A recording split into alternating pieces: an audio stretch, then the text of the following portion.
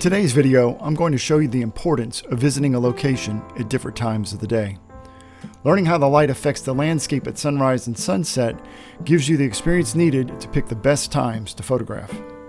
For sunrise, I was going to vlog a little, but another photographer and his wife came up and I spent the morning chatting with them as I took the photographs. Also on this particular day, it was blue skies, which isn't the best for landscape photography, but this will clearly show you how the light affects the landscape at this particular location. This first shot is during the golden hour, about 20 minutes before sunrise. The light is softer, warmer, and more diffuse. This means that the colors in the sky and on the landscape are richer and more vibrant, and the shadows are longer and more dramatic. Notice that Mount Hood is in silhouette and covered in a blanket of clouds. The tree in the foreground is casting a long shadow, and the warm tones of the sky are reflected in the creek. Shadows are a cooler temp and contrast nicely with the warm colors of the sky. In this photograph, the sun's just about to rise above the trees to the left. Notice how much warmer everything looks in this photograph versus the previous one. The contrast of the shadows between the midground and the background next to Mount Hood is much greater due to the sunlight starting to fill the scene. There's still no direct light hitting the trees or the grasses in the foreground. In this final photograph from sunrise, the sun is fully risen and now high enough that it's grazing across the top of those grasses, really giving a nice highlight to them. It's also starting to backlight the mist rising from the creek. A faster shutter speed creates deeper shadows throughout the image. I headed back to the same spot I was for sunrise, but this time it's sunset. Now I might not have, as a matter of fact, I know I'm not going to have an epic sky. It's pretty clear, but it's not going to change the fact that my lighting is going to be way different than it was this morning. Now, if you don't have the ability to go to a location multiple times because you don't live there, you can use Google Earth. It does a pretty nice job of showing you where the sun is. You can put in a date and a time, plop yourself down on a 3D map, and it will show you the path of the sun, and it'll show where the shadows fall. It's not 100%, but I've used it when I'm planning trips to places I've never been, just to give me an idea and a starting point. So at sunset, you can see that the sun is directly hitting Mount Hood, lighting it up really, really nice. But that's going to continually change as that sun goes down. You always want to arrive early so that you've got some choices. You can take shots as that light changes, and then you'll have some really nice different lighting conditions that you can choose from when you get it back on the computer. It's sunrise from this location, and I'll show you a photograph from the last time I was here. Not the last time, but it was 2022, one of my favorite shots from last year, where the sky was on fire for sunrise, but Mount Hood still wasn't visible like it is right now. It was more of a silhouette, and that is simply because the sun rises behind Mount Hood, and when it does, it's obviously going to be more silhouetted, and you're not going to see all those features and the face of the mountain like you do tonight. So the light is already changing. It's starting to get a little bit more red than it was just a few minutes ago, and I like that look a lot better. I'm also going to go ahead and put on my longer lens because I feel that the mountain's just, especially with not an interesting sky, that mountain's going to be a little bit too small in the frame. So let's put on the 100 to 400 so I can zoom in a bit more. I think I mentioned this morning, but when you're shooting with a long focal length, you notice I'm at f/16 ISO 100, and that's simply because I'm at 137, 140 millimeters, and at that focal length, my depth of field, it might be a little bit soft here versus way back there at Mount Hood, and I want to get my depth of field just as great as I can possibly get it. So I'm checking that focus when I take this shot, and I'm also just once in a while I'm going to grab one focused right here, about a third of the way into the scene. And I'm also going to focus way back there on Mount Hood and grab a shot like that as well. When I first started photography 15 years ago or so, a lot of photographers threw around like, good light, gotta have good light, gotta have good light. And then I would see what they were shooting and I would think, well, that's not good light, because I was taught or assumed at first when you're totally clueless, you think a blue sky and nice sunny day, that's great light. And then that's the first rule you learn that's not true. And then you get to the point of, well, it's sunrise and sunset, that's the good light. But then if you've watched any videos or followed any landscape photographers, they talk about good light. Well, this is great light, this is fantastic, I love this moody light. What all does that mean?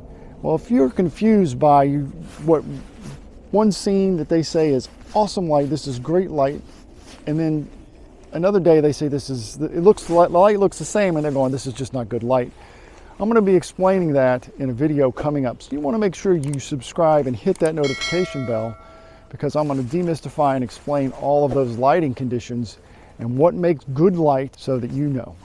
I already caught a mistake in my composition from earlier, just because I set up quickly, and when you're vlogging, your head has to be in two places at once, thinking about what you're going to say, thinking about what you're going to show, and then trying to create a good photograph. So what I had done before, and some of you may have noticed it immediately, was that I cut off the reflection of this tree, and I had a lot more sky than I needed.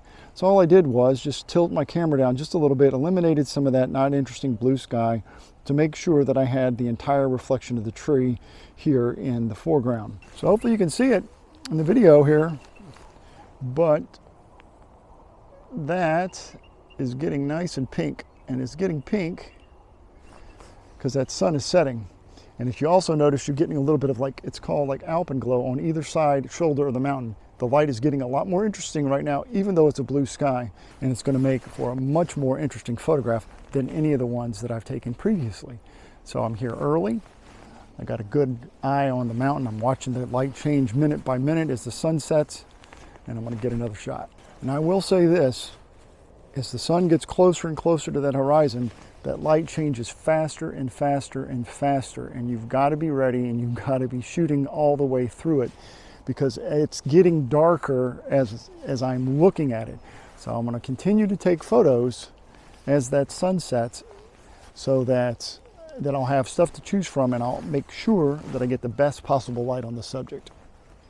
Another good reason to revisit a place at different times, sunrise and sunset, is because it gives you a really good feel for, is it a sunrise location, a sunset location, or maybe it's a both.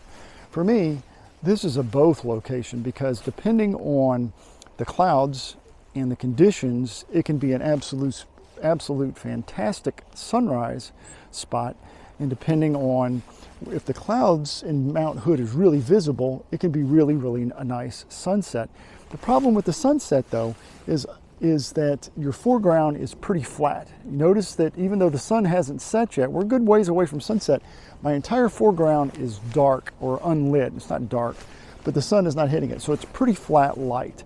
All the good stuff would have to happen up the mountain, and because there's no clouds and no help from that, it's not that awesome. I mean, it's pretty, but it's not awesome. So if I had to choose from the best time to come shoot this, I would come at sunrise, because I find the sunrise, because the sun will start raking across and backlighting the trees back there, and they'll light those grasses up as the sun comes across, and it's really, really pretty. But at sunset, you don't have that at all. You'll never have that, because by the time the sun starts hitting the mountain really good, and the light's almost gone off a Hood totally, but by the time the light gets to where it's nice, there's no more light left on the creek or the trees or any of the grasses. Man, I'm hoping you can see that the tip of Mount Hood back there, the tip of it is starting to glow. That's nice. And if I had some clouds over it, it could be amazingly amazing. So now that light is starting to fade, I think, for probably the final time. It's getting a little bit darker and darker and darker on the tip of Mount Hood back there. So I'm going to wait just another few minutes. I doubt sincerely that there'll be anything else, but I'll just wait to see.